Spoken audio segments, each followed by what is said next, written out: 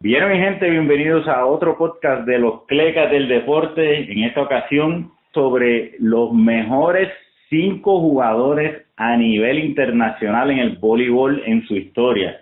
Fíjense que la historia del voleibol es muy interesante y de eso vamos a hablar con nuestro invitado, un jugador de la selección de Puerto Rico, un jugador de los UCLA Bruins por muchos años. Aquí tenemos a Gaby Acevedo. Saludos, Gaby. Saludos, Paco. Siempre es un placer estar contigo y con tu fiel audiencia. Gaby, a diferencia de muchos otros deportes, el voleibol no ha estado por tantísimo tiempo en el marco mundial, en lo que llamamos olimpiadas y mundiales. ¿Puedes hablarnos un poquito de la historia del voleibol? Sí, es un deporte joven. Es un deporte joven comparado con otros. Es un deporte que en los años 60 comenzó su participación olímpica, en la Olimpiada de 64, para ser exacto, y fue en Asia, fue en Japón, que básicamente se ha convertido y ha sido históricamente la base de los eventos más importantes que ha tenido el voleibol mundial. Pues posiblemente por la afición del público y por las garantías que presenta a nivel económico y de cobertura. Japón, Asia, China, Corea, son países que son muy atractivos, ¿no?, para el aficionado. Pero ahí empezó, y es un deporte relativamente joven por tanto, y es un deporte que en los primeros años, y por mucho tiempo, lo dominaron unas cuantas potencias. Era la Unión Soviética, Estados Unidos, eran los mismos japoneses, era la Checoslovaquia en aquel momento, luego entró Cuba, Brasil eventualmente, pero en un principio eran los mismos equipos los que ganaban los eventos siempre. Y sigue siendo un deporte joven en esencia, y no fue hasta los otros días, hasta los años 90, que empezaron a cambiar las reglas de lo que es el voleibol moderno, ¿no? Lo que es el rally point, lo que es el libero, lo que es el let serve, muchas de las formas que se juega con la línea zaguera, las reglas de saque, muchas de esas cosas cambian, ¿no?, en la década de los 90, así que si uno ve de esa manera, un deporte relativamente joven y que ahora es que se ha convertido en algo más global, ¿no?, en los tiempos más recientes de ligas mundiales y donde más países juegan al deporte de voleibol. Es un deporte que tiene su fundación en Massachusetts, al igual que el baloncesto, en este caso Holyoke, y es un deporte que Estados Unidos, siendo el país fundador y el país que lo ha llevado, porque como quien dice, ¿no?, a los diferentes escenarios del mundo, parecido a lo que pasó con el béisbol y con el mismo básquet, es Estados Unidos quien disemina el deporte, pero luego otros países le han añadido muchos elementos importantes que lo han hecho llegar a ser un deporte ahora trascendental y uno de los deportes más importantes a nivel olímpico. Cuando uno habla de boletos, de televisión, de venta publicitaria, ya el voleibol es un deporte vital cada 4 años cuando vienen los Juegos Olímpicos, así que de eso estamos hablando y pues ahora nos vas a llevar, ¿no?, a este tema interesante que vamos a tocar ahora, pero que quede claro eso, que es un deporte que todavía está desarrollándose, su reglamento, buscando las maneras de ser más competitivo y más eficiente. No es un deporte antiguo como lo es el fútbol y como lo podría ser también el baloncesto. También hay que recalcar que es un deporte que en Estados Unidos no es, digamos, de los primeros 5 deportes. A nivel profesional, para nada, a nivel profesional no lo es, pero si lo reduces a ciertas conversaciones como por ejemplo, cuáles son los deportes femeninos a nivel de la NCAA, que es la finca del deporte amateur de Estados Unidos, pues el voleibol femenino está entre los primeros. Si lo reduces a sectores del país, ¿no?, de Estados Unidos, si vas al Pacífico vas a ver que el voleibol de playa y el voleibol de cancha pues tiene una atracción y lo vas a encontrar en muchas de esas listas. Pero sin duda, a nivel nacional no está en los top, pero sí está en el movimiento olímpico de Estados Unidos entre los que más medallas y más campeonatos y triunfos le ha brindado Estados Unidos. Bueno, esto también nos deja ver por qué vamos a ver tanto nombre europeo en estas listas. El voleibol, una nota que tenemos que hacer, es difícil comparar las épocas por los cambios de reglas, pero a la misma vez, en los años recientes, se ve un interés grandísimo en otros países europeos, lo que es Brasil, lo que es a nivel mundial, donde se está rotando mucho quién es el país dominante en X momento, lo cual es bueno, ¿no? O sea, no es como el baloncesto que Estados Unidos domina todo el tiempo, es más parecido al fútbol, ¿no? Sí, tiene eso, tiene ese elemento mucho más competitivo en ambas ramas. Aunque entiendo que la discusión de hoy nos vamos a ir por el lado más del masculino, pero en ambas ramas hay nivel competitivo, es balanceado, y eso es un elemento importante, ¿no? La diseminación también se va extendiendo en la medida en que países tienen sus ligas profesionales de voleibol, ya sea de trimestre, de semestre o del año completo. Bueno, y como Gaby menciona, en esta ocasión vamos a hablar del voleibol masculino, viene por ahí una lista del voleibol femenino, y también queremos hacer la anotación de que esta lista no incluye acomodadores ni liberos. O sea, estamos hablando de los mejores 5 jugadores all around, y ya haremos nuestra lista, ¿verdad? Histórica de estas otras posiciones, pero vamos a empezar con los mejores 5 en la historia del voleibol moderno y vamos a transportarnos al país de Brasil. Háblame de Giba. Bueno, Giba desde muy joven estaba destinado a ser lo que eventualmente fue, un líder y la imagen, básicamente la cara del voleibol brasileño a nivel mundial. Desde muy joven entró en el programa de Brasil, estuvo en las selecciones prejuveniles. Muchos de los jugadores de Puerto Rico que han trascendido, como es el caso de Ozzy, de Vitito, te pueden hablar de que era Giba cuando era un adolescente, porque jugaron en contra de él en esas selecciones prejuveniles y juveniles, pero estaba destinado desde un principio a alcanzar eso. ¿Qué pasa con Giba? Giba viene de un país que tiene un excedente, bastantes jugadores que han trascendido en la historia de ese país, siendo la posición de esquina la que más ha brindado el lustro, ¿no? Lo que ha brindado la brillantez de lo que es el voleibol brasileño son sus jugadores de esquina, que juegan todo el campo, que reciben, que defienden, que son, como dicen, tienen el flair, ¿no? Entonces, dentro de las esquinas, que han sido muchísimas en la historia de Brasil, uno tiene que escoger pues el que llenó todos esos requisitos y componentes y los aunó. Tú tienes tipos como Giovanni, que fue mejor del mundo en los años 90 y fue campeón olímpico. Tú tienes el caso de Nalbert, que por muchos años fue el capitán y líder brasileño. Tienes el caso de Dante Amaral, que fue un tipo de 6'7", grandote, que trascendió, ¿no? Se convirtió en ese jugador brasileño alto que podía jugar la esquina también, que no habían tenido.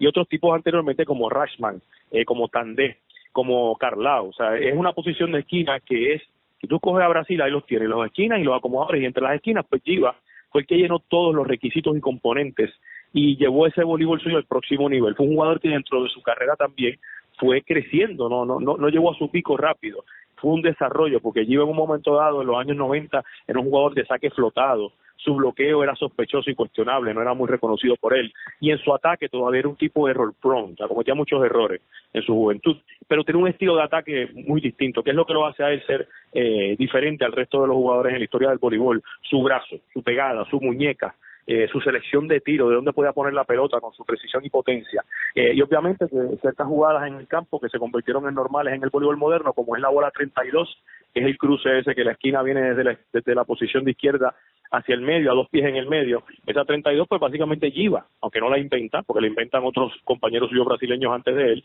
pero sí él la lleva y la perfecciona, con un nivel de eficacia casi infalible. Y lo que es la bola pipe moderna, que antes era el cruce al frente, ahora la bola pipe por la posición 6 se convirtió en eso. ¿Y quién fue el jugador ese que lo llevó a ese próximo nivel, esa jugada que tenía que ser parte de la ofensiva primera? Pues Giba también, aunque compañeros suyos, al igual que Estados Unidos, antes ya utilizaban la bola pipe.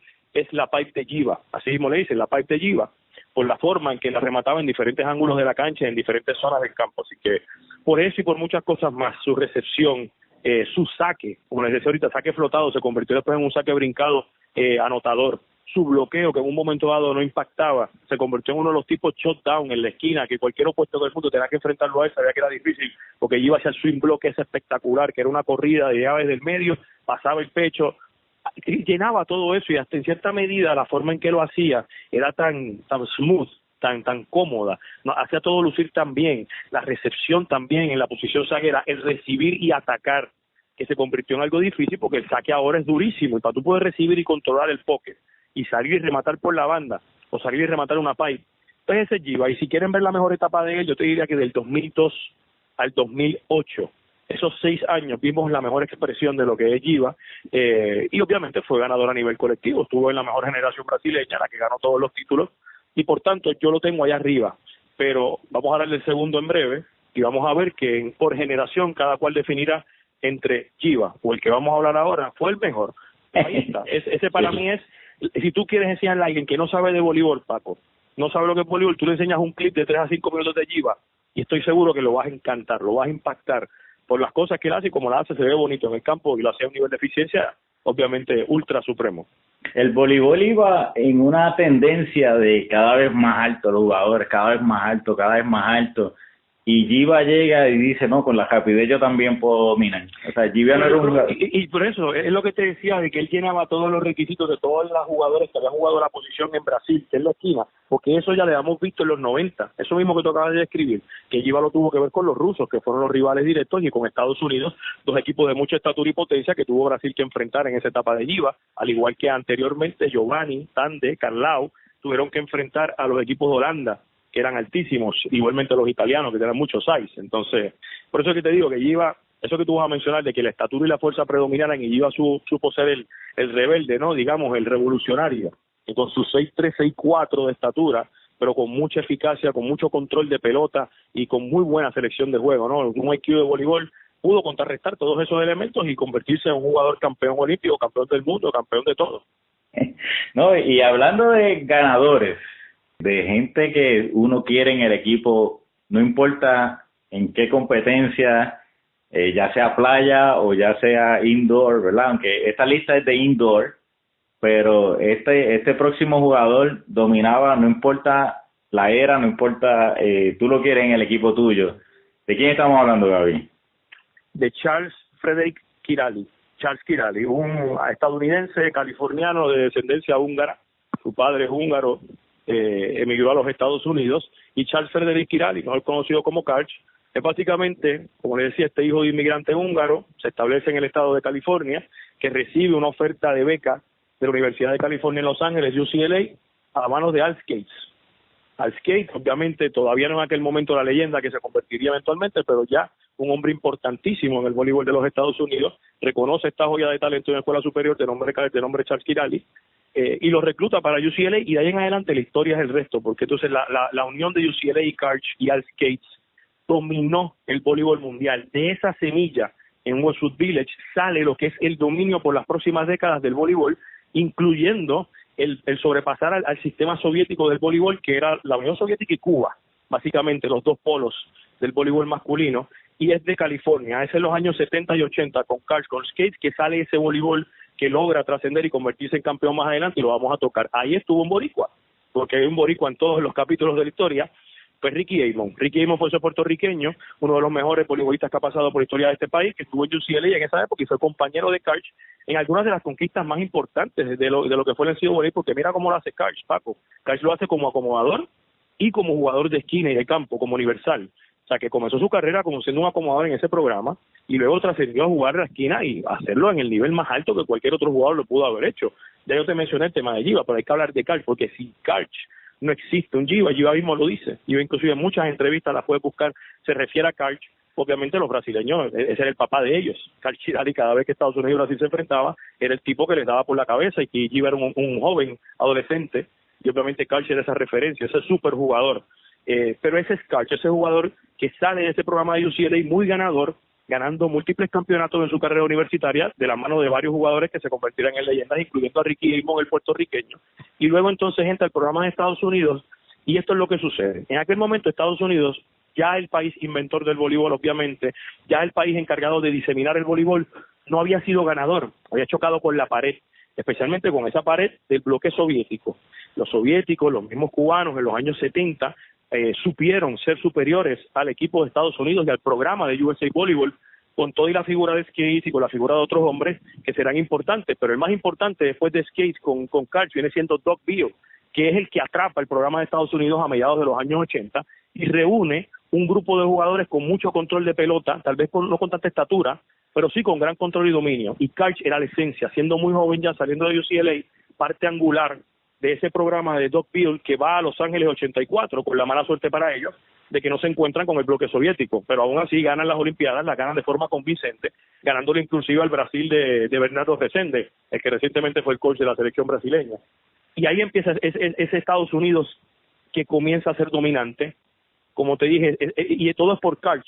¿Dónde está Karch? ¿En qué momento de la historia? Y te vas dando cuenta de cómo va Estados Unidos montando la máquina, hasta que llega la etapa del 86 al 89, que es la más importante para Estados Unidos. Con Karch ganan el campeonato del mundo, algo que nunca habían logrado, con un equipo increíblemente talentoso, que luego en el 88 en Seúl da el batacazo grande, que es ganar la Unión Soviética en la final, en un partido donde los soviéticos partían como favoritos, pero Estados Unidos finalmente logró hacer lo que le faltaba, que era ser campeón olímpico, pero contra la Unión Soviética. Ya lo habían hecho en Los Ángeles y ahora con Karch, y ese partido que lo pueden ver en YouTube, es Estados Unidos-Unión Soviética, es el último vestigio de lo que es el voleibol de esa etapa.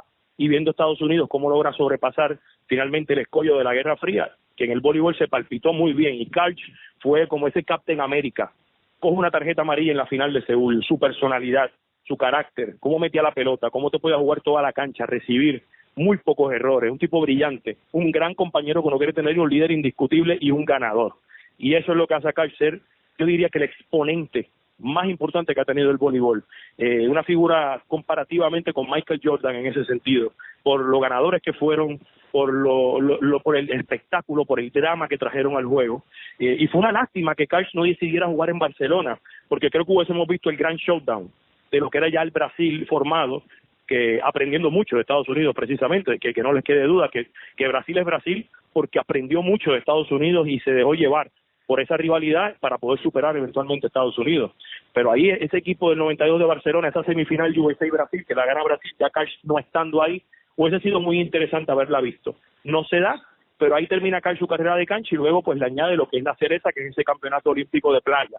Pero en la cancha, ese fue Karch, el hombre que llevó tanto el voleibol en California, UCLA, al ser el voleibol número 1 del mundo, a través de su figura.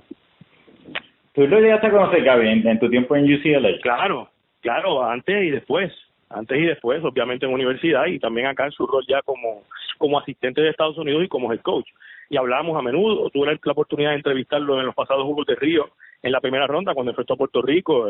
Es un gran tipo y una persona para darle voleibol increíble, porque tiene todas las anécdotas, especialmente de cómo la parte física tuvo que convertirse en la prioridad y que ya en los 80 ellos sabían que ese era el futuro del voleibol, que era la parte física, era el poder bregar en la malla, y la forma que entregaban esos tipos en Colorado es otra cosa. Puedes leer los artículos y la forma que ellos lo describen. Ellos se fueron a entrenar como los soviéticos, a la montaña de Colorado Springs, al bosque, a tratar de ser superiores físicamente, porque ellos sabían que en voleibol podían hacerlo. Les faltaba obviamente la parte física y la forma que él lo describe y la importancia que tiene para él, las enseñanzas, porque también es un tipo que tuvo la buena suerte, Karch, de tener de coach a las 3 figuras más importantes de Estados Unidos, que es Doug Bill, Mark Dunphy y Al Skates.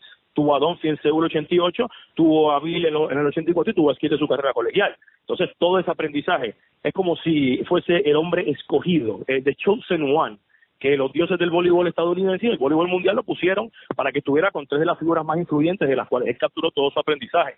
Y ese es Karch Kiraly. Sí, lo he conocido, una persona fantástica y para hablar de voleibol muy ameno, muy humilde. Y Karch, que no se les pase esta, graduado de 4 puntos de la Universidad de California en Los Ángeles en Ciencias de la Biología. O sea, un tipo que también tiene un trasfondo académico solidísimo. Y Karch dominaba tanto todas las facetas que habían juegos que, habiendo un especialista en defensa en la cancha, los equipos contrarios servían hacia ese especialista en defensa. Porque era un jugador muy dominante y muy competitivo. Como les dije, si tienen la chance de ver los videos de Seúl, esta secuencia de Estados Unidos ganando sus Juegos Olímpicos en el voleibol masculino, van a entender porque ese ya era el Karch más maduro. Ya llevaba una década fuera de UCLA y llevaba ya 2 ciclos completos con Estados Unidos jugando al máximo nivel. Bueno, Karch fue nombrado uno de 2 mejores jugadores del siglo XX por la Federación Internacional de Voleibol. No hay duda. Y ¿sabes cómo tú lo mides? Aparte de eso, Paco, que es importante porque esa es la comunidad del voleibol internacional, ¿no? El Olimpo de Suiza. Pero también porque los soviéticos, los rusos, máximos rivales de Estados Unidos, y los brasileños, máximos rivales de Estados Unidos también, al igual que los cubanos, máximos rivales de Estados Unidos. Esos 3 países importantes en el voleibol masculino, tú vas a cualquiera de esos países y preguntas y te van a hablar de Karch Kiraly. Y en aquella ocasión de que la Federación Internacional nombra 2 jugadores como los mejores del mundo, uno fue Karch Kiraly y el otro fue Lorenzo Bernardi. De Italia.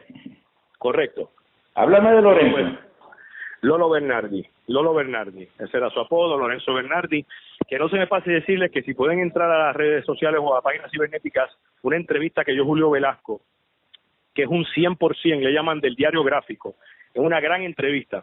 Julio Velasco es importante en este caso de Lolo Bernardi porque es el que lo descubre y lo hace debutar a los 18 años en la Serie A, cuando Julio Velasco, el actual técnico de la selección argentina, dirigía clubes en Italia. es el que lo lleva a la primera división en la Serie A y luego es el que lo lleva a la selección cuando, bueno, no lo lleva, pero cuando Velasco está, es que Bernardi gana los grandes campeonatos de los años 90 con la selección italiana. Así que por eso se lo menciono, porque Velasco lo explica muy bien. Igualmente parecido a Giva, desde que alguien lo vio por primera vez sabía que este jugador iba a ser distinto. Bernardi es la epítome del estilo del voleibol italiano, el finés, el ser hasta un artista del toque de balón, lo que premia el voleibol italiano actualmente y que lo ha perdido un poco, pero esa es su esencia. Es el Loro Bernardi, jugador de esquina, así que fíjate que los primeros tres que estamos mencionando aquí son jugadores de punta izquierda, receptores, jugadores de campo a nivel zaguero dominantes, que yo creo que es algo que está subestimado, Paco. El hecho de que estos tres tipos que estamos mencionando, aparte de que en la malla hacían lo suyo, son anotadores y hacían puntos y daban gol y esto y lo otro, pero es en el campo, en la posición zaguera, lo que llama el Grillo Avilés, el jugar sin la bola. Ahí estos tres lo hicieron mejor que cualquier otro.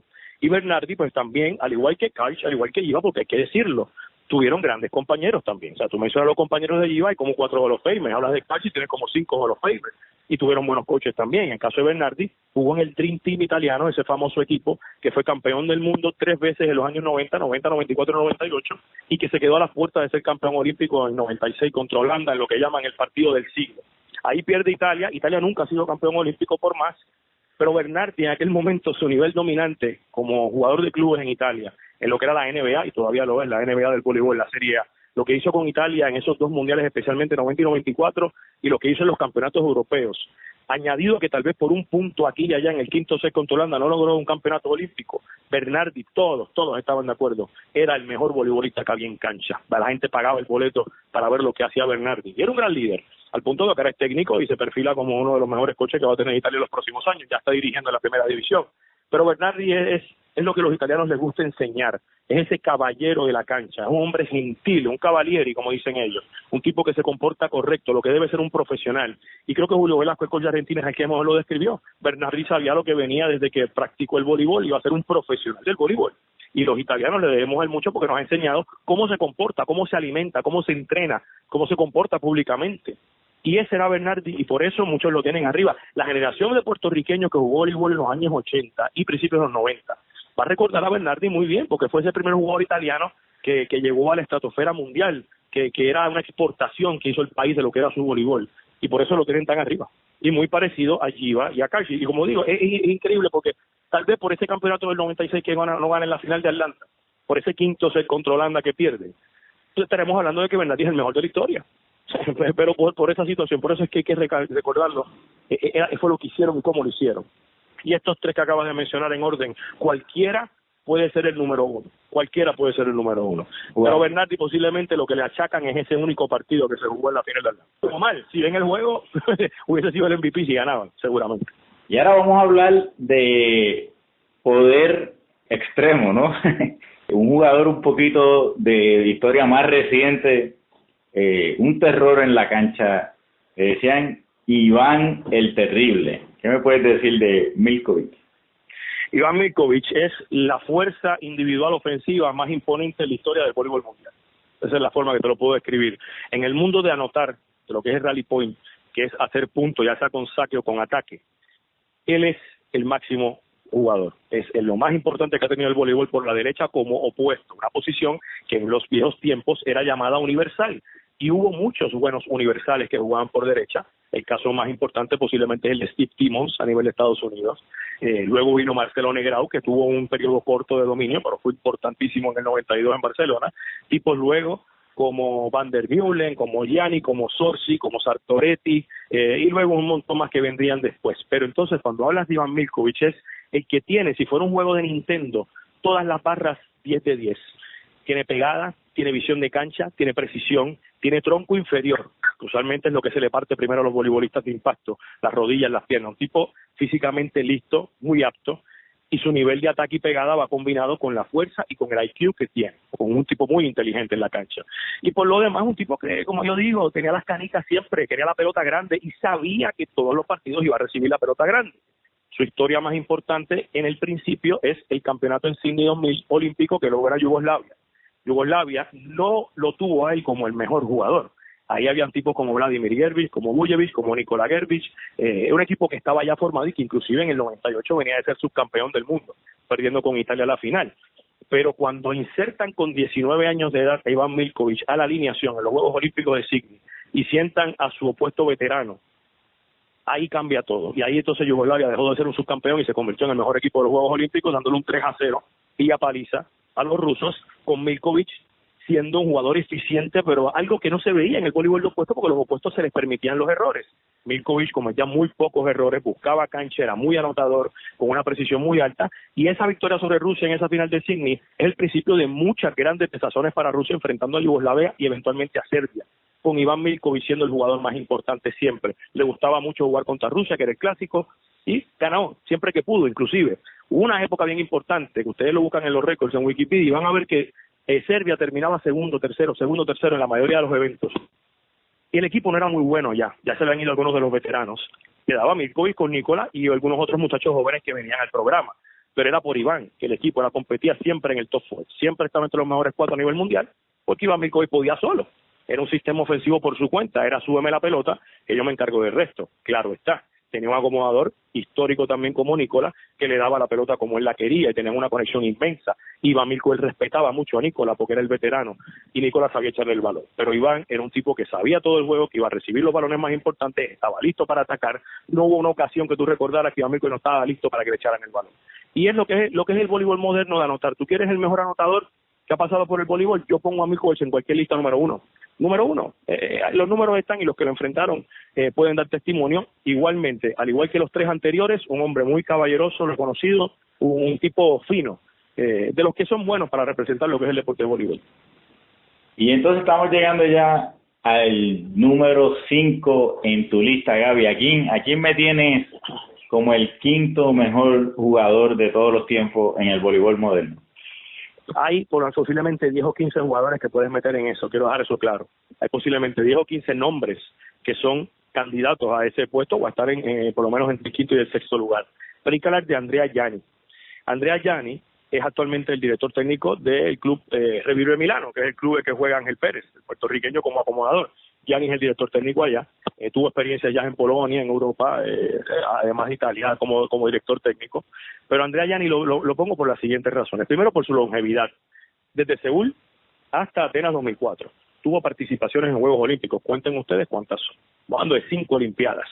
Y Gianni estuvo ahí. Y en esas 5 Olimpiadas, o vamos más allá, en esos 5 a 6 ciclos olímpicos completos, donde fue el hombre que cargó la selección italiana, aunque estaba en un gran equipo también con grandes compañeros, era el hombre que podía jugar el medio, la esquina y el opuesto. Inclusive en 3 Juegos Olímpicos diferentes juega las posiciones, termina retirado en Atenas como esquina con medalla de plata. En Sydney jugó la posición de central en un momento dado, en el 96 jugó el opuesto, fue MVP del Mundial 98. Es un jugador bien importante porque dentro de lo que era ya los dinosaurios de la posición universal, tipos que te podían jugar todas las posiciones de ataque enfrente, Gianni es el último recipiente.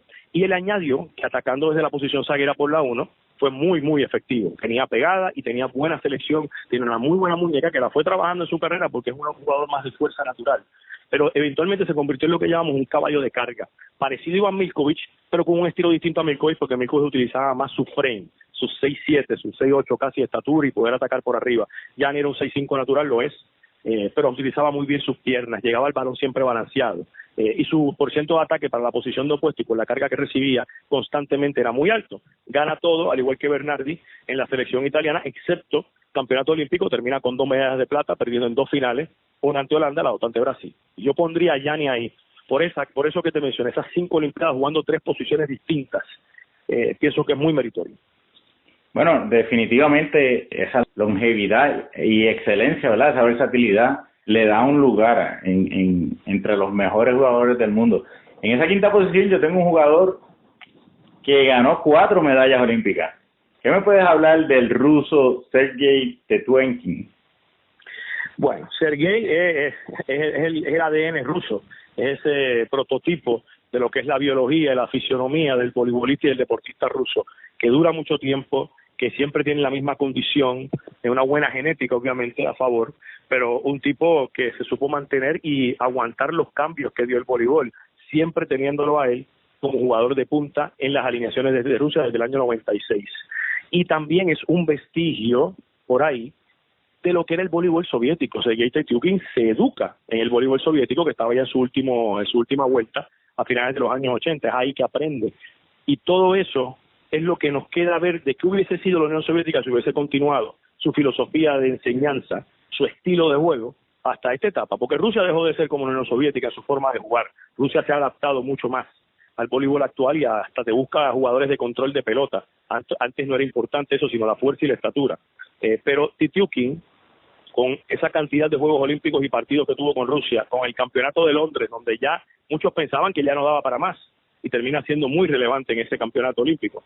El único que ha logrado Rusia, porque antes era la Unión Soviética, por eso es que te hago esa salvedad, porque posiblemente de la época de los soviéticos, que fueron muy ganadores, te puedo decir otros cuantos más, pero es Sergei el que trasciende en la era moderna por longevidad y por ser campeón olímpico, lo que le faltaba a la roya de la corona de los rusos y para su orgullo después de la disolución de lo que era la antigua Unión Soviética. Y yo no tengo problema con Titiukin, imagínate, ¿quién lo puede cuestionar? Y habría que mencionar a alguien de Rusia, que es el otro tema que te quería llevar y lo hablamos antes de la entrevista, Paco.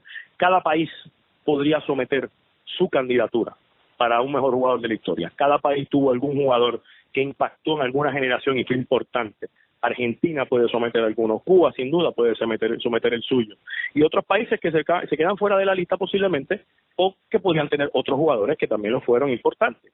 Eso lo podemos añadir cuando hablamos de los acomodadores, pero en fin, lo que te quiero decir es que el voleibol ha tenido esa ventaja de que cada país tiene un jugador que puede sentarse en la mesa de los más grandes, y por eso nosotros inclusive tenemos uno que estuvo ahí, que fue Héctor Piqui Soto.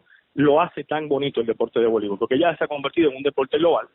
Y es lo más importante, aunque son 6 jugadores, hay siempre una estrella, siempre hay un caballo. Eso es algo que se aprendió mucho en Puerto Rico por el voleibol. ¿Quién es el caballo? El caballo es el que recibe la pelota en el clutch. Entonces, por eso es que aquí tenemos una lista de jugadores ofensivos.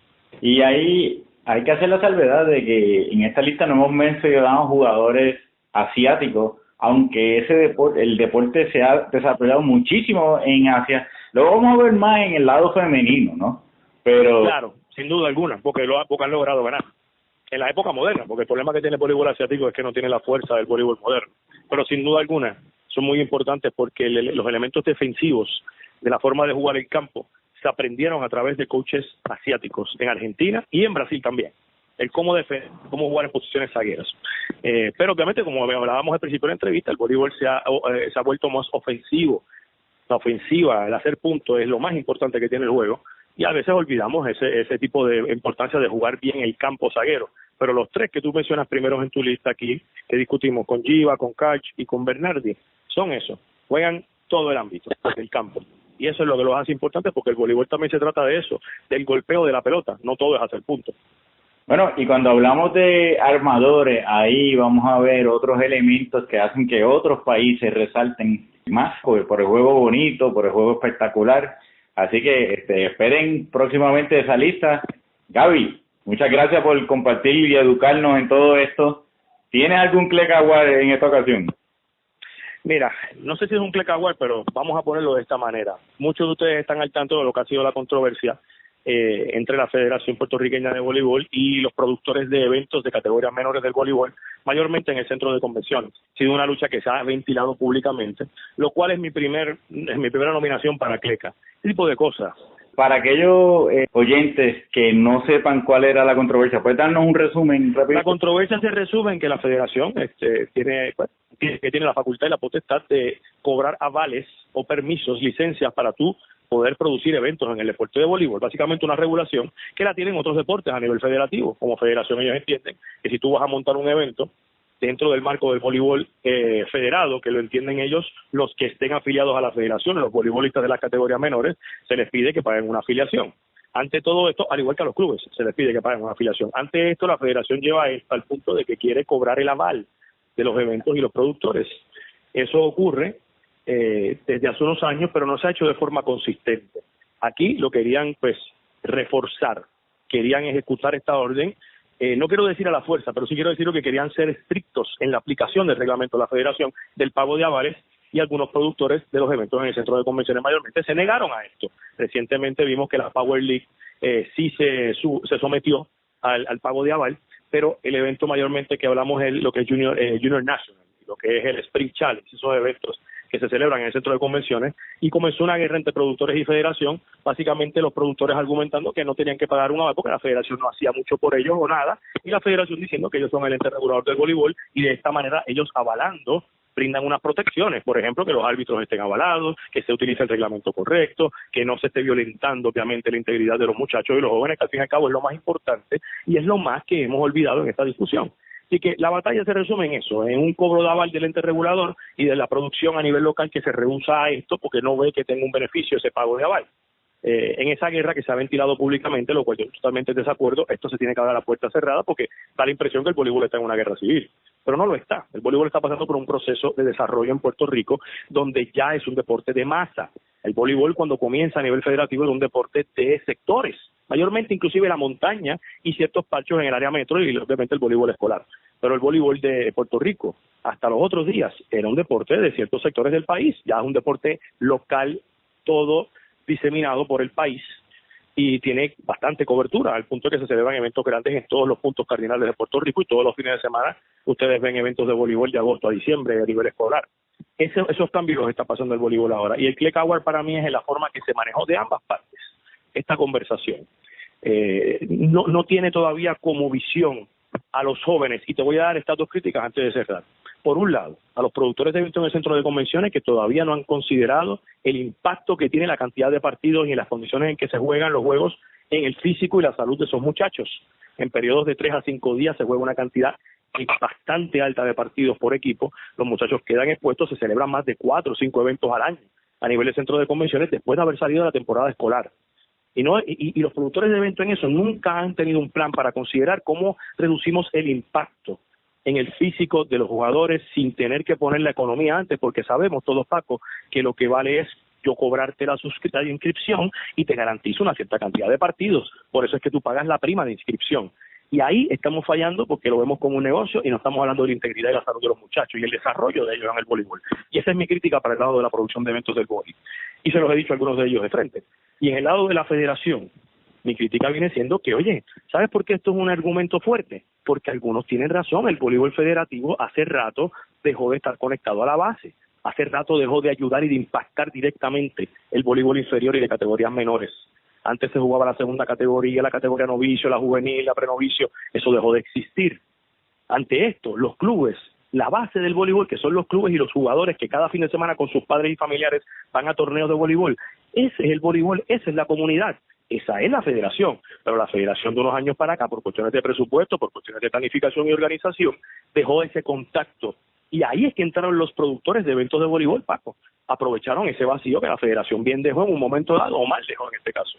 Bueno, hemos hablado de este tema, fíjate, lo hemos hablado más en el baloncesto que en el voleibol. El baloncesto, pero esto inclusive tenía la gravedad de que habían demasiados eventos. El voleibol no está tan saturado como el básquet, pero también le faltaba unificarse y que la federación tuviera contacto y que, vamos al grano, Paco, ¿por qué yo pagar un aval si soy club o jugador para federarme si yo no tengo injerencia sobre las decisiones que se toman a nivel federativo, ni en asamblea, ni mandando una carta, ni nada? Aquí el problema de raíz es la forma en que está conformada la Junta de Directores de la Federación, al igual que lo era en el baloncesto. ¿Cómo escogemos al liderato del voleibol en Puerto Rico? Si tú no le permites voto e influencia a la base, que son los clubes y los jugadores y los federados y los árbitros, etcétera, ¿por qué se van a preocupar por ti si tú no les permites opción a ellos de estar dentro de tu plataforma? Sí, el apoderado, 16 apoderados y ya, ¿y por qué entonces yo me tengo que someter? Ese es el argumento que tienen a favor los clubes y los productores de voleibol. Claro, quiero dejar bien llanamente en cristalino claro aquí, que yo soy pro federación y yo creo que las federaciones tienen una utilidad importantísima y vital. Eso que quede claro. Y si la federación entiende que su forma de aplicar sus reglamentos a base de un cobro de avales, me parece bien. Aquí yo creo que el problema viene siendo, como te decía, ¿qué ofreces a cambio de ese aval? ¿Qué beneficio tiene el que paga el aval? ¿Qué protección tiene el que pague el aval? Y eso es lo que le falta ahora mismo a esa discusión. Es lo que llaman los americanos taxation without representation. Tiene un elemento bastante importante de eso. Oye, y no estoy diciendo que esta federación no ha intentado cambiar eso. Todos sabemos el proceso que ocurrió a nivel de asamblea federativa hace unos meses atrás, antes de la época de huracanes, donde la federación llevó una propuesta de básicamente democratizar la votación y elección de la conformación de la Junta de Directores de la Federación Puertorriqueña. Ante esto, los apoderados vencieron esa propuesta y se quedó. Y me preguntan ustedes de raíz cuál es el problema de todo esto, pero ese es mi clecaguar a esa discusión, que todavía estamos muy superficial y no hemos llevado a la profundidad del asunto. Fíjate que Grillo Avilés nos mencionó hace unos meses atrás que habían demasiados clubes, que obviamente la cantidad de partidos corresponde a la cantidad de clubes participando, o sea, que correlaciona. Pues bueno, esa es regulación, me estás hablando de regulación y por eso es que yo creo que la federación tiene una utilidad, tiene una razón de ser. Hay que regular este tipo de cosas, pero eso no está pasando. Y entonces presumo que los productores de eventos dicen, espérate, si tú no me estás regulando realmente, ¿por qué me estás cobrando un aval? Es una discusión interesante, pero la dejo ahí porque no tenemos tiempo nada para entrar en detalle, pero la gente debe entender que eso es una discusión que yo pienso que es importante, que es muy sana que se tenga, y la está teniendo el voleibol, porque el voleibol ya no es un deporte de algunos cuantos, ¿no? Ya no es un deporte de elitismo, ya es un deporte de masas. Oye, Gaby, femenino. Y nosotros hemos empezado este año a dar también Anticleca Awards. Gente que lo está haciendo bien. Gente que lo está haciendo bien, gente que no son unos clecas. Sí, bueno, me gusta eso. Pues mira, facilito. Todos y cada uno de los jugadores y jugadoras del voleibol que están allende los mares, que están representando a Puerto Rico en Europa, lo están haciendo bien. Lo están haciendo bien y que no pase desapercibido. No es fácil lo que están logrando. Tener la cantidad de jugadoras y jugadores masculinos y femeninos que tenemos a nivel europeo bajo contrato, terminando sus torneos, siendo importantes en sus clubes, abriéndole puertas a otros que vengan después. Para mí esto es vital. Yo comparo con lo que pasamos en los años 90 con la NCAA, cuando vimos tantos jugadores y jugadoras entrar en la NCAA en la primera división, eso le abrió las puertas a muchos después. Y en Europa estamos viendo eso, ya el jugador puertorriqueño tiene identidad a nivel de clubes y cuando los equipos grandes buscan jugadores, saben que están firmando cuando firman un puertorriqueño. Europa y Asia. Y Asia también. Claro, Asia, Europa, Sudamérica también. Ahí está Chara, que lo está haciendo increíble. Pensar que una libera en la liga brasileña es lo menos que le hace falta a Brasil, ¿verdad? Tiene jugadores de control. Pero Chara es así de buena en este momento, lo está demostrando. Entonces, pienso que hay que reconocer y el sacrificio que hacen. No es fácil vivir del voleibol. El voleibol no es un deporte glamuroso en cuanto a pago y a salario. El voleibol es un deporte, número uno, sacrificado, número dos, que no pagan cantidades industriales, salarios grandísimos, tú tienes que saber aumentar tu dinero, y tercero, te deja secuelas después de tu carrera. O sea, caminar con las rodillas desbaratadas, las espaldas después de todos los saltos que dan muchos jugadores. El voleibol es un deporte de impacto en contra del piso y se siente mucho de las coyunturas cuando estos jugadores se retiran, muchos de ellos. Así que, por eso, quiero dejar claro que lo que están haciendo hay que tenerle la atención y informárselo a la gente, que creo que a veces fallamos en eso a nivel del periodismo deportivo en Puerto Rico. No seguimos el día a día, el fin de semana de lo que están haciendo estos señores. Lo que hizo Ángel Pérez el otro día es increíble, mi gente, jugando titular con el Milano, vencer 3-2 al Módena. El Módena ahora es un equipo del mundo, con Bruno, con Engapé, con Maxol. Hay cosas que cabe enseñar. Grande. Fernando Morales, lo que está haciendo en Grecia, Fernando Morales ya, esos dos tipos tienen 35, 36 años. Y mira lo que están haciendo en Grecia, en Italia, la mejor liga del mundo, así que para ellos y también para las de femenino, como menciona Chara, hay varias más que están dejando una imagen importante, que cada vez que Puerto Rico esté jugando a nivel de selección, los scouts van a estar viendo a los jugadores puertorriqueños, porque ya saben lo que pueden contar. Y nosotros, hablando de periodismo, queremos dar un Anticleca Award a Gaby Acevedo por la cobertura que has tenido durante y después del huracán María. Te queremos felicitar porque ha sido excelente los reportajes que has hecho en tu nuevo trabajo en NBC, así que... No, para mí es un placer, te lo agradezco. Del halago, tú sabes que eso, bienvenido y te lo agradezco, pero es lo que nos toca y dentro de mi situación, y la situación le cambió a millones de puertorriqueños el 20 de septiembre del 2017, pues tuve el honor de recibir esta responsabilidad y lo más importante para mí es que he estado cerca de la gente por todo Puerto Rico. He ido a lugares que nunca lo he visitado de esta bonita isla. Y este es mi país, este es el lugar de donde yo vine en el mundo y aquí están mis raíces y mi familia. Y es el momento todavía más importante y determinante de nuestra historia. Así que yo tener solamente un rol de contacto con lo que la gente está viviendo y tener alguna manera de expresarlo, ¿no? Una oportunidad como esta, como la que ofrece NBC Nueva York y la que ofrece Telemundo, para mí es un honor y pienso que es la responsabilidad. Espero que de alguna manera ayude a lo que es nuestra recuperación. Bueno, 1.000.000 de gracias, Gaby, por esas historias que nos hiciste llegar y por educarnos aquí sobre el voleibol moderno. Esperamos tenerte pronto para nuestra próxima lista. Así Seguro, no, hay muchos temas que discutir. Tú sabes que para mí es un placer, Paco, y les dejo el recordatorio de que a fin de mes, aunque no están los detalles todavía definidos, se prevé que va a comenzar la Copa Federación. Se anunciaron algunos de los equipos y parece que va a haber voleibol federado a nivel adulto en este mes, y atentos todos, que inclusive escuché que el Canal 6 potencialmente podría ser el dueño de la cobertura. Bueno, 1.000.000 de gracias. Les recordamos a todos nuestros oyentes, favor suscribirse a nuestro canal de YouTube para recibir esta y más cobertura del deporte. Y nos pueden conseguir en Facebook y Twitter con el hashtag Clecas Podcast. Muchas gracias y bendiciones.